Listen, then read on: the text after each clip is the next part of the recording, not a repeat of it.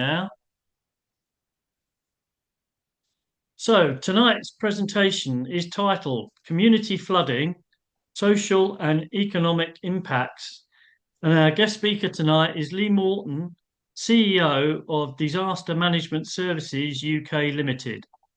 Lee has over 40 years of experience in the construction and property business, the last 20 years within the disaster, restoration and business recovery industry. He is an entrepreneur, business owner, and a disaster management expert with multiple directorships. In 2012, he founded and remains CEO of Disaster Management Services UK Limited, a company that provides specialist disaster recovery and business continuity solutions to public and private clients across various sectors across the whole of the UK. So at this point, I'd like to welcome Lee and pass over to you to Lee for tonight's presentation. Thank you very much for the introduction, Rob, and good evening, everybody. And thank you for coming on and attending the webinar that I'm hosting this evening. As Rob said, it's basically as the social and economic impacts of community flooding, which is something that we get involved with as a business. So with that, Rob, if we can continue to the next slide, please. First slide, who we are. Basically, as Rob said, I'm a business that gets involved with dealing with disaster restoration. So anything that goes wrong in relation to properties, floods or fires, we get involved with. We provide support. Moreover, we put boots on the ground. So we're not a company that sits in the office. When somebody has a problem, we get out to site and we deal with the problem itself. So that's who we are. Rob, do you want to go to the next slide, please? There we are. That's it. Basically, we're a company. We're based just outside of London. In terms of our area of reach, we reach pretty much the whole of the UK. So recently we've been working in Leicester, we've been working in Cornwall, we've been doing several large jobs in Bristol, as well as London and the home counties. So in terms of the team, I'm the CEO and the founder of the business. My right-hand man, the MD, who can't be with us this evening because he's on holiday, is Tom. Tom looks after all the operational matters. So this particular case study that we're going to be talking about was really Tom's job from start to finish, as I'll explain in the later slides. Below Tom, I have 6 teams of technicians, each with their own vans and equipment. So they are the guys that when we receive our instruction, from whatever client that we're working for, it could be an insurance company, it could be a loss adjuster, it could be the end user, Costa Coffee, Pret, Manger, any number of companies. They will receive instructions from our office, and then they will go out and deal with it from there. So, Rob, could I have the next slide, please? Next slide, please, Rob. Thank you. Number 4. That's it. The bulk of our work is in relation to flooding and escapes of water. With this particular slide, you'll see that there's a picture in the right-hand corner. This is a picture of the start of the flooding for the case study that we are going to talk about this evening. This was a job down in Hastings. And what we're looking at there is the road in a South Terrace that the manhole had popped up, and what you could see coming out was effectively water from the sewers. In relation to the flooding that we do, we are seen as the second responders. First responders, obviously, the emergency services, the fire brigade, the power networks. once they have done their bit, we are generally the next people on site. So we go down once they leave. Our role really is to get the affected properties safe and back to normal before the incident that happened. In terms of the types of flooding we get involved in, um, you could see from the slide there's several types of flooding that we come across: coastal, fluvial, groundwater, sewer and escapes of water. I'm not going to go into detail about each type because I really want to talk about the job that we've done. That's the key part of my presentation this evening. But what we did down in Hastings, which is where we're going to talk about next, is it was a very intense rainfall flooding that the ground couldn't absorb the water fast enough. So all the water went into the drainage system, and the drainage system couldn't cope. And what you had as a result, as you can see from the slide, is uh, the manholes popped up in the high street, and water pumped out like this for several hours. Um, and that's really what caused the damage in this instance. So, Rob, could I have the next slide, please?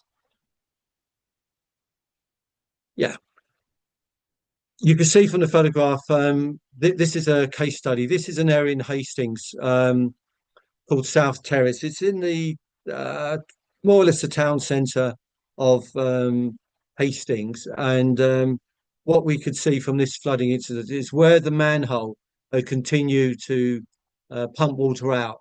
It flooded the whole of the street. Now, the where you see the car floating, the water there was about 18 inches deep. To the right of it, you'll see some railings. Well, all of these properties along had basements. So the basements were full with water. So basically, we were dealing with basement floods from flats and some of the commercial buildings and cellars, and also about a foot and a half of water on the ground floor of most of the properties. So, um, this particular incident, let me just give you the timeline of this one. Um, South Terrace had suffered from two major incidents in 2023. In January, we went down and we dealt with a smaller flood incident that affected about 20 properties from a bad storm. But in October, um, this is from October 23, we were dealing with Storm Babette, which occurred between the 10th and the 21st of October. And this particular flood was on the back of Storm Kieran, which was on the 28th of October. Now, it's important to mention that before these areas were flooded, we had 14 days worth of very heavy rain where over 4 inches of rain fell. So the, the ground was waterlogged completely, so that we really didn't have, there was nowhere for the rainwater to go. It basically overwhelmed all the drains. And as you can see from here, the area flooded very quickly. Rob, if you can go to slide number 6, please. All right, okay. So what happened with this particular flood is that we received a phone call from our customer, from their help desk, to say that they have predicted that there's going to be some fairly heavy rain fall in Hastings over the next few hours. Given the previous experience that we've had with the area, Tom decided to mobilise the teams in readiness for whatever incident was going to occur. So before we received proper instructions, we sent the teams down to Hastings, really, if nothing else, just to ascertain, if the extent of work that could be undertaken. The key thing is that we really wanted to get ahead of it. Previous experience when we've been involved in large scale flooding is that once it starts, it doesn't stop. So in terms of the phone never stops ringing because we receive instruction after instruction after instruction. In this instance, we wanted to try and get ahead of it. So Tom decided to mobilize basically the whole firm. So we went straight down to Hastings um, to see what was happening. And obviously, what we did find was that all the road was flooded. The emergency crews were already there. UK Power Networks were on site as well. What had happened, and it's quite common in major flooding incidents, is that the water is so severe, the flood water is so severe that it can knock out a substation. And in this instance, it did. The substation was completely knocked out, so there was no power in the area at all, nothing, no street lights or anything. Um, so that yeah, basically went down to site, find out what was going on, saw the emergency crews. Um, they basically said, look, there's nothing you could do. And we just had a waiting game where all we really could do was try and plan what we needed to get done. In terms of the first steps, you could see from my slide, could we begin work? No. Um, Nothing had been signed off. Everything was dangerous. Power was off. Floodwater was still, was still apparent. The only thing that we could really do was obviously carry out as much planning as we can do. Um, but what we did manage to do in collaboration with the other people involved, which was the local authority, the water company, the UKPN, and the fire brigade, we established a temporary welfare and command centre in one of the well, basically it was set up at the Salvation Army um, church just around the corner. So that was an area where we were able to get some sort of setup and start to think about how we were going to manage the problem and deal with the impact on all the occupants that were there. Thank you. Rob, if you can go to the next slide, please. Yeah. So this is this is what we were facing. This was just before it got dark. So we were down on site in the afternoon. There's nothing we could really do in this instance. Obviously, the people that were in the basement flats, they'd already evacuated.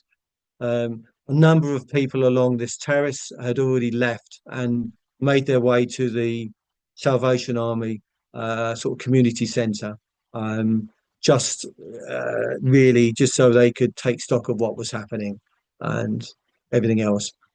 In terms of our work at this stage, again, as I said, nothing we can do. All we can just do is just make plans, make preparations, um, take as much information as we can from those people who have come from the houses and apartments and their flats to find out, to find out as much as we can about what had happened and what temporary works would be required.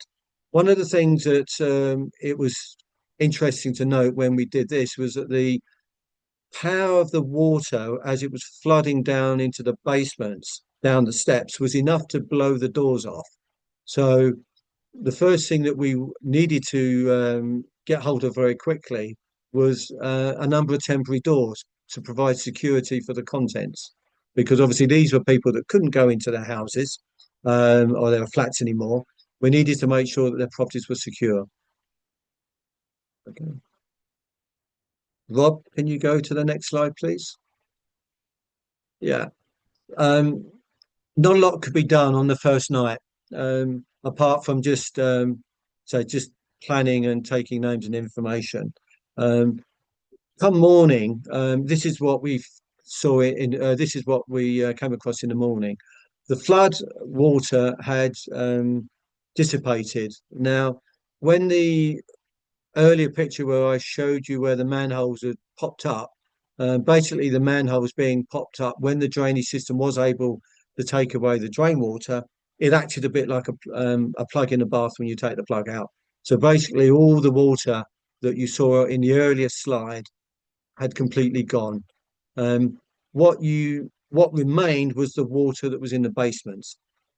Now, this water obviously it comes from it's the sewer water, which is we class that in our business as black water. Blackwater can you can imagine from where it's been contains all sorts of nasty, sewage, pathogen, few floating rats, so on and so forth. So we needed to make sure that we knew what we were dealing with in relation to deploying our teams of men. Um, Rob, can you go to the next slide, please? You've, I think you've jumped one too many. Is it, I've fled them. Yeah, number nine. That one. This one. Thank you. Yeah, these are some more detailed pictures that we took. When the floodwater goes, what a lot of people don't realise is that this area that you can see remains is silt. So this was about maybe about half-inch deep. So where the waters have dispersed, everywhere was covered in a very fine silt. Now this stuff gets everywhere. These are some of the basements. This is inside of the church. So basically, silt has got everywhere. Underneath the a lot of the buildings, they're voids. So underneath these floors, when we started to lift them up, they were full of water. So those are the things that we were dealing with. Um, at this stage, as said, the full scale wasn't clear. These were just our first scenes from our initial walk around now that it was safe. Um, Basically, we were working through the night just to make sure that everybody was out the houses. We had to ring some of the hotels to make sure that they would take pets because they wouldn't. Some of the hotels wouldn't take pets or take children, just to make sure that people had a temporary home for the evening because clearly they couldn't live in the properties. As I said, the power was out. They were full of water. They needed to be removed to a place of safety. Thank you. Rob, can you go to number 10, please? Thank you. Yeah, this this is an aerial picture of the affected area. Um, it's approximately 2.5 hectares in total. So this is about 150 meters long, about another sort of 100, 125 meters in total. So that was the affected area. The topography of the site is that this was a low spot. So obviously any water runoff that couldn't be taken by the drains found its way down and it settled in this area. So thank you, Rob. You do the next slide, please. Yeah. In this slide, this is for us really where our work starts. As I said, the area that we've shaded in blue is the area that was most effective, and where you see blue was literally that was the area that was flooded in varying depths. In respect of our business, we took 82 separate instructions in 24 hours. So, we knew the phone would start ringing. And what we found when we were on site, we were basically walking from door to door, knocking on doors, getting access where the people had left for the evening, going into the house with temporary lighting because obviously the power was still out. And we were carrying out our risk assessments, meeting the residents, setting our plans and timescale, and obviously making sure that we didn't miss anything with our inspections. As I said, we received 82 separate instructions in 24 hours here. Most of the properties we dealt with were in the area below, but we did do some work in the shopping centre and a few of the other commercial places that were adjacent to it that had lesser amounts of damage. But basically, for us, the emphasis was really on dealing with all the properties in South Terrace, which is this side along here. That was the worst affected area. That really took the brunt of it. This was right at the base. Rob, can I have the next slide, please? Yeah. So, in terms of damage, um, let me have a quick look. You can see from the photographs there the full extent of damage that we were having to deal with. To give you a rough area in terms of the volumes, um, we worked out that the total quantity of floodwater was about 1,100 tons, 1,100 meters cubed, which is 1.25 million liters of floodwater. Uh, that was the total volume of water that we estimated came out. We did a simple calculation for the area times the depth, and we just wanted to know exactly how much water that we were going to have to deal with.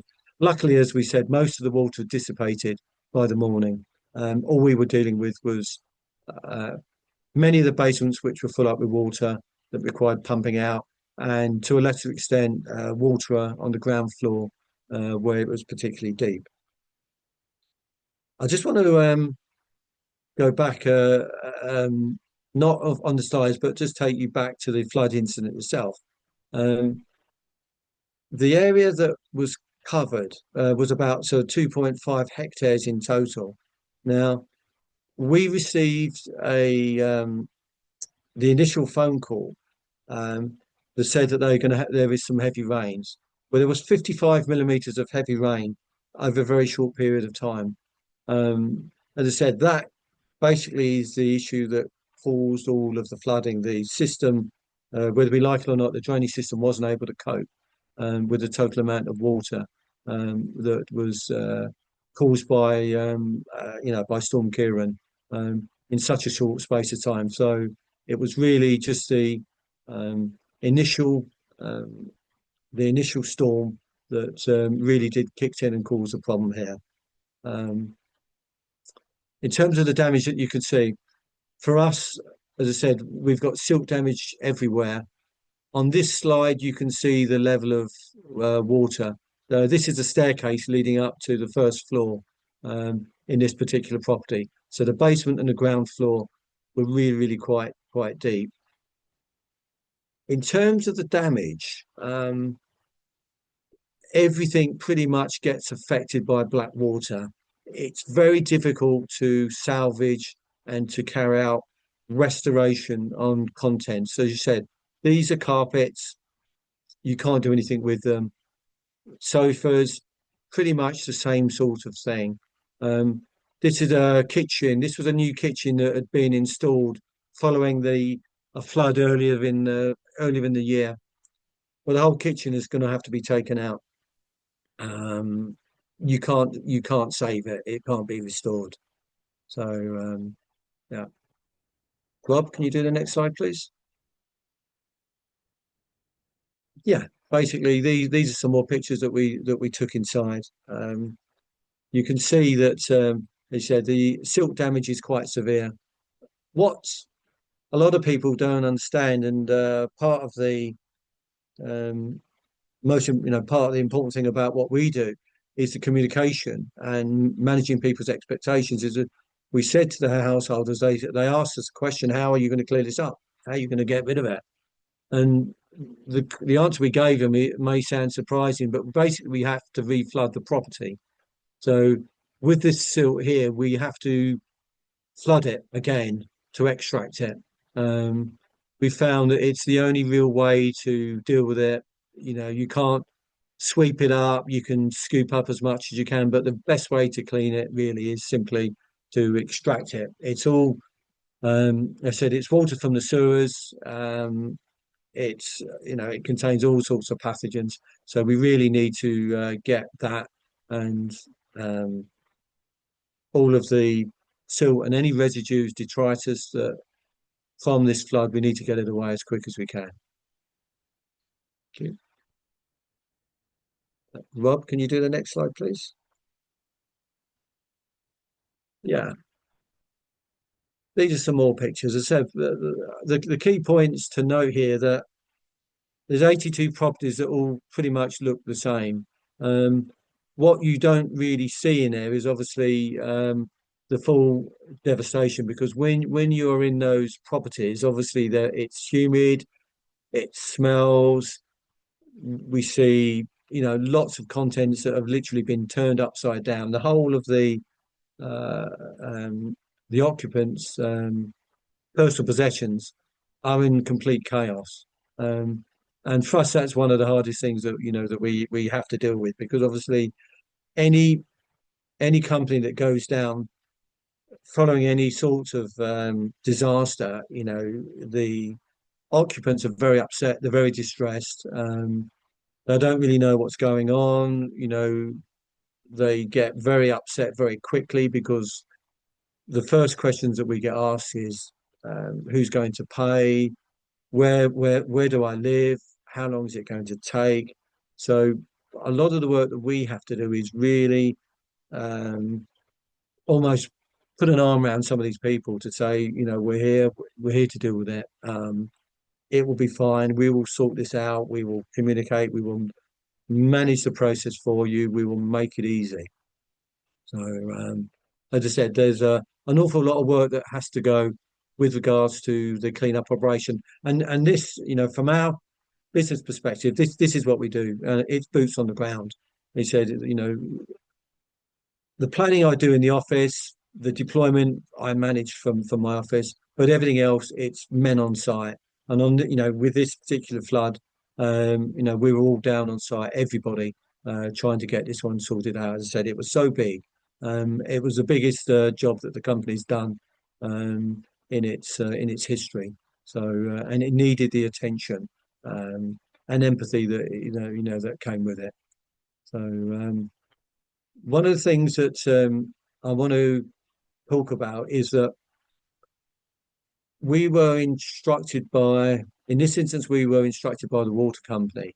Now, a lot of these properties, they have their own insurance. So obviously, part of the work that we have to do is act as a liaison between the work that we were doing on behalf of the local authority water companies and the insurers, because obviously each had different responsibilities. So with regards to contents and everything else, everything had to be listed. So we spent many days listing damaged items for the insurance companies um, loss adjuster, so they could reconcile any claims with the residents. That was obviously quite a big part of the work that we had to do. Rob, if you could do the next slide, please. Uh, yeah, just a few more pictures here. As I said, again, everywhere's covered in silt.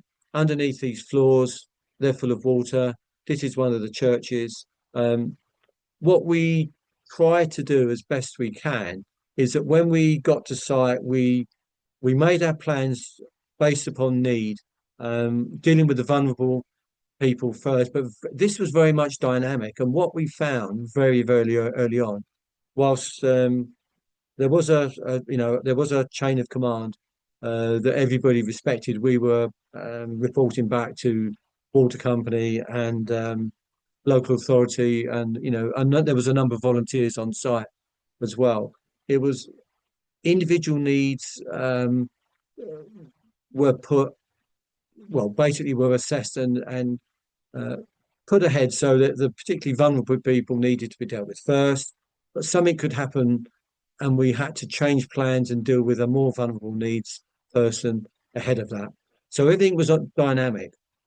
The key thing that we found that was one of the successes was having a continual presence and visibility, because we could see our high vis jackets. We were walking in the houses and apartments. It was making sure that there was visibility, and we were being asked lots of questions, many of which we could answer straight away. Those that we couldn't answer, we pushed up the chain of command, and we told the residents, if they go to the hub, they will see the representative from local authority, and then they can speak to them about what their needs are and their problems. Um, thank you, Rob. Next slide, please. So once we've established the full extent of the damage, which was significant, once we've made our plans, once we've dealt with a program and prioritizing the need, dealing with the most vulnerable first, um, dealing with some key areas like creating um, the community hub so people can drop into and have a full command and control center that everything was run from. The work for us starts.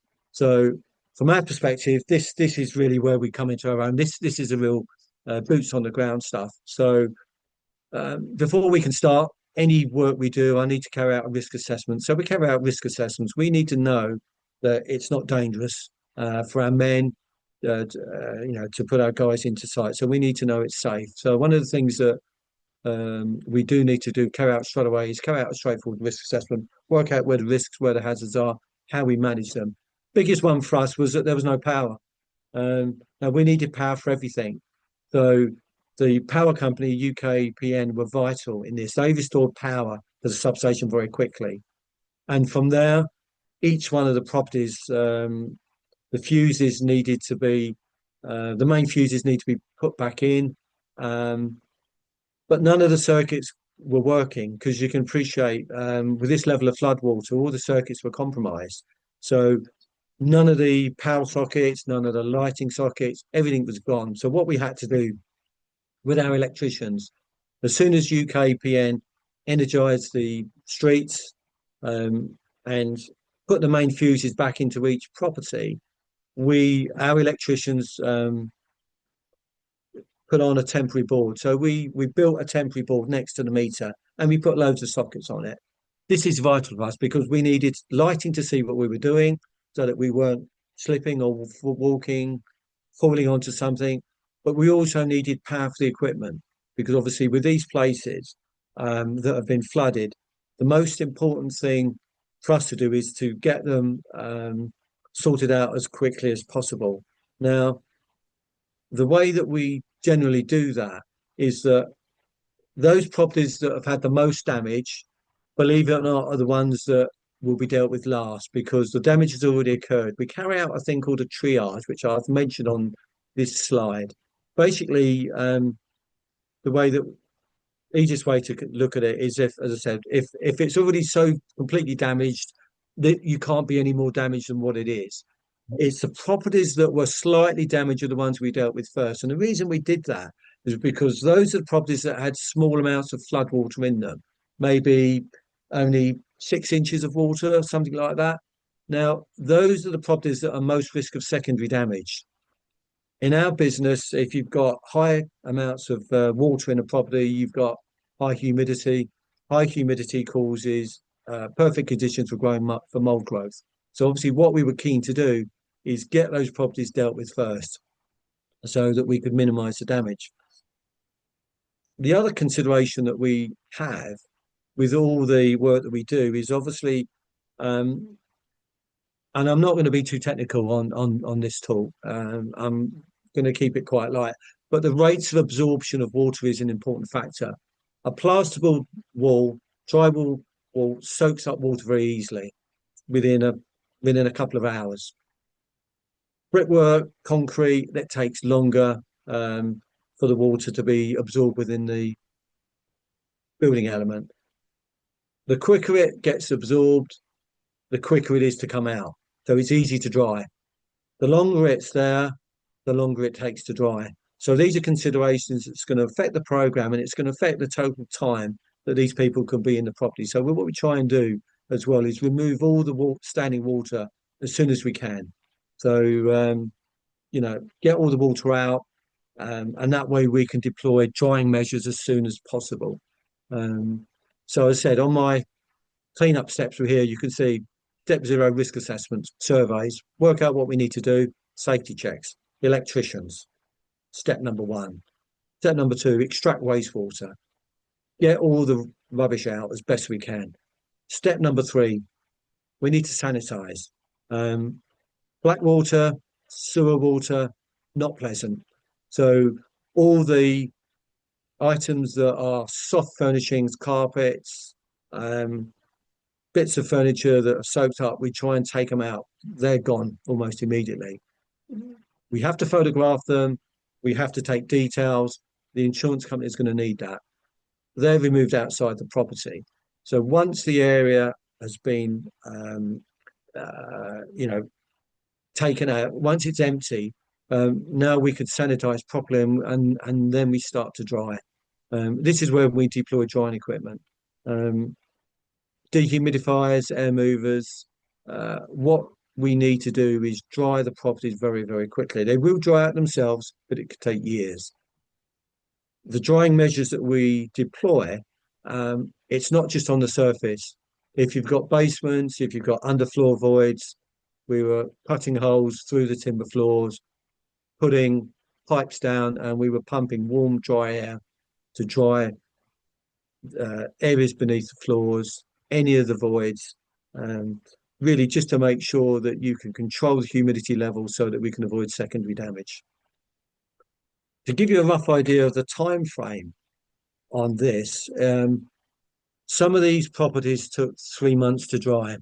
So you know that's quite some time. So, and this is before you even consider start building restoration works. So really, this is just cleanup operations um, and drying, really, which is what the emphasis. You know, that's what the majority of our business um, carries out.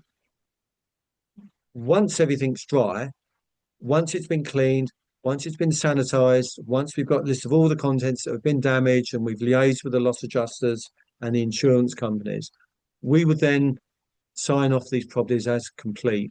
So they're complete in terms of our respect, but the builder will take over the works from here. So it's not the end of the story, it's just the end of our first bit. Now, this particular job in Hastings, we were on site continuously for 3 months. So we had a daily presence 7 days a week for 3 months. After that, we were on site for 2 to 3 days for the next couple of months, really, just finishing off um, any of the work that we needed to get done. So thank you for that. Rob, do you want to go to the next slide? Yeah. So basically, these are slides just showing some of the cleanup. As I said, this is boots on the ground stuff. This is the labour intensive, the scrubbing, the cleaning, the extracting, the hand wiping, the reflooding. I mean, this slide here, you could see that we're removing an amount of silt across the timber floor, and then after this particular activity, we lifted up a few floorboards to get below the timber because all the timbers were wet and they needed to be dried.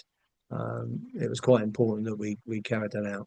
So 82 properties had a cleanup teams, lots of people, lots of man hours, lots of staff, lots of work involved really. So this was really just to get it to a phase where we could hand it over to a builder. So we obviously part of the duty of care is that we need to make sure it's clean, it's sanitized. So anybody going into this property is going to be doing so on the basis that it's going to be safe in terms of what they're dealing with when they come in. Thank you, Rob. Could I have the next slide, please? Yeah, just some more cleanup operations. As I said, it can be mopping, extraction, jet washing, whatever's required, really. Stripping out kitchen units, so on and so forth. Thank you, Rob. You do the next slide, please. Yeah. Uh, yeah, so this is everything's beginning to get back to normal now, so far as it can be. What you're not seeing here is the drying equipment. These are within a few hours after everything was cleaned. This particular one was a homeless support centre. Now, this is one I spoke earlier about having to change plans. You can have a great plan, wonderful plan, it's all going to work, but something will come in and it's dynamic and it has to change. When we'd already put our plans in on our sort of day zero, the local authority representative came up and said, "Lee, we need to get the homeless support centre up and running. This is a support centre for all the homeless people in this part of Hastings. We don't have anything now. When we when we were asked to do this, we had to stop what we were doing. Building had no electrics, no water, no welfare, no kitchen, and it was covered in silt and water. So we literally had to prioritize this because obviously this was used very quickly as you know as an urgent hub for the community. So this is where we go the extra mile because this is what you have to do. Our electricians, we energize the circuits. We got plumbers there to try and deal with the some temporary water heaters. We cleaned the kitchen. We cleaned everything. We put dryers in to get this place open, and we did. I think what Tom said there, it's all sorted, ready to be open for 4 p.m. For the evening, and then obviously homeless people use that as a hub where they could get meals, get support, um, see people for some medical advice, and yeah, it was one of the important things that we needed to do, and we needed to prioritize this even above some of the priorities from the other houses that we've already talked about. So, um, thank you, Rob. Can you next slide, please? Yeah, this is it really. I mean, the social costs. The work we do is relatively easy. It may look complicated, but for us, we've been doing it for so long. Um, it's very much mechanical. We plan. It's construction type operations. We mobilize the teams, deploy them on activities with the right equipment, the right resources, um, with the right backup. Our bit is quite easy. The hard thing, and I asked Tom to put something together here. Um, Unfortunately, said he can't be here this evening because he's away. But I said to Tom, tell me, give me your personal reflection because you were here every day. Tell me, the social cost and social impact. Um, this is, from our perspective, when we took this job on, and I said it was the largest job that the business had done, we really didn't know the full extent of it. And anybody dealing with any emergency situation, I understand where they're coming from because it's only when you get to the incident itself is that you can get a clear picture, and even that isn't entirely clear because it takes a while and daylight and all the factors and carrying out a site walk, a site visit as much as you can to fully understand the damage and the cause and the potential social impact. Um, One of the things that we found very difficult to deal with is that we had to go and knock on people's doors, see that they're okay. Are you okay? And we found old couples that they've got some. They said, "Oh, it's just a bit of water. It's about 6 inches of water." And we said, "Look, your power's out. There's a community centre. It's been set up just around the corner. Let's take you to, let's get you to the community centre, and cup of tea. Let's get you out of the property. You can't stay in the property." It was like, Tom, we're worried, we're not secure. So we're on site all night. We'll look after it. We're going to be here all night. We're very visible. We've all got high vis jackets. They're all silent. You know who we are. So a lot of it really is looking um, and helping customers, helping people that they've said we've never really had it as bad as this before. We don't know what to do. What's going to happen? Who's going to pay? What happens next? So we're managing a lot of uncertainty with people and a lot of distress.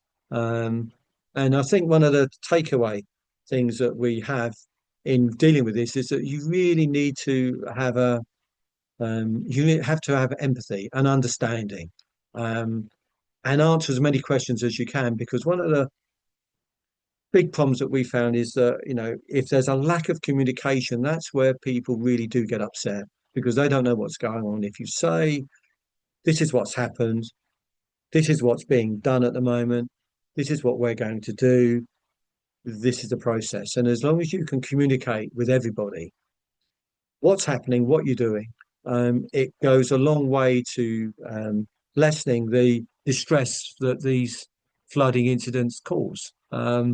As I said, I think Tom's said there, we helped an awful lot of people over 3 to 4 months. We gave people as much peace of mind as we could. Some of them have lost everything. Some of them have rented flats. People didn't have insurance because it was just their possessions. They were just renting. That was difficult for them to understand. Um, they were less, as Tom put at the bottom, they were less worried about the technical side of how we were going to manage it, but just really wanted to know that we were, we was a safe pair of hands, that we were looking after their best interests. And I think that's one of the big things that we really needed to take away from this. From a personal reflection, I think what made this as a successful project for us um, is that in dealing with any disaster like this, it's being visible, it's having a continuous presence on site. So people need to know you, they need to see you, they need to know you. So they need to be able to come and find you if they need you, to ask any questions. And we were answering so many questions for people. As I said, those questions that we couldn't answer, we put them in the right direction. We push them to the local authority or to the water company or back to their landlord. Because one of the questions were, well, am I still going to have to pay rent? I said, well, it's unlikely, but let me go back to, we'll go to your landlord, speak to your landlord, and I could speak to him if he needs me to speak to him. So manage expectations is a big thing. Some of the older couples, they said, "Oh, water's gone. Can we come back in?" I said, well, there's no electricity yet. All the circuits are out. We've only put a temporary board in. You can't live here at the moment because it's not safe. You've got water below your floors. It may look as though it's all gone, but it's not. We need to carry out some further work to make sure the property is safe for you to go back in.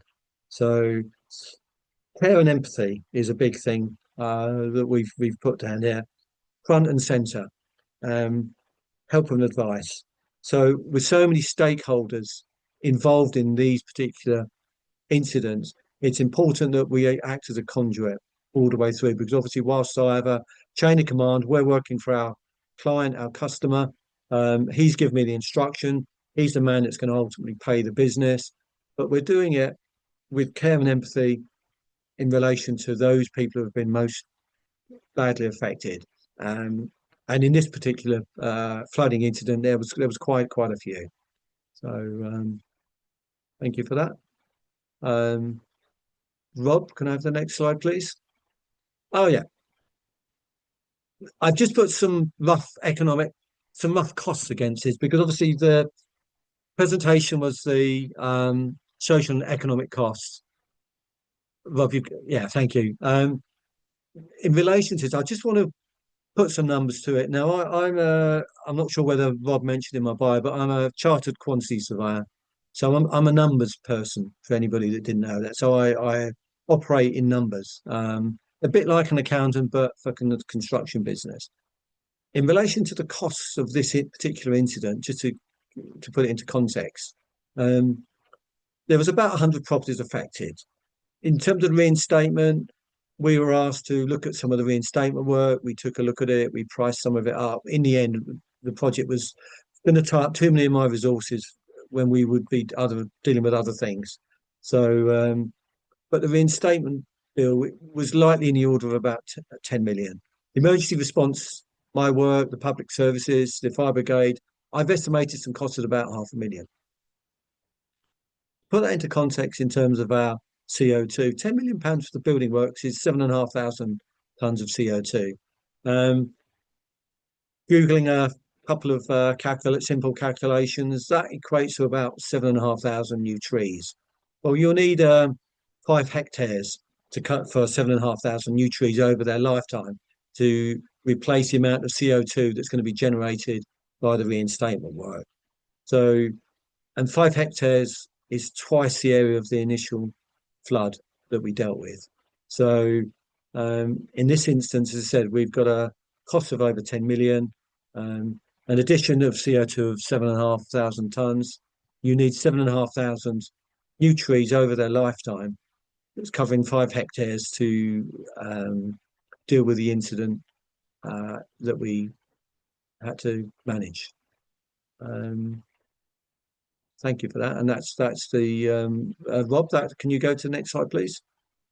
Yeah. So that's basically my presentation. I've skipped over a few things, and in fairness, looking at my notes, I should have spent a little more time on some others. But at this stage, I thank you for listening to our presentation. I hope you found it interesting. If you want to know anything in more detailed context, then please feel free to email me. You've got my contact details on the slide there, and thank you very much for that. And I'll be happy to take some questions.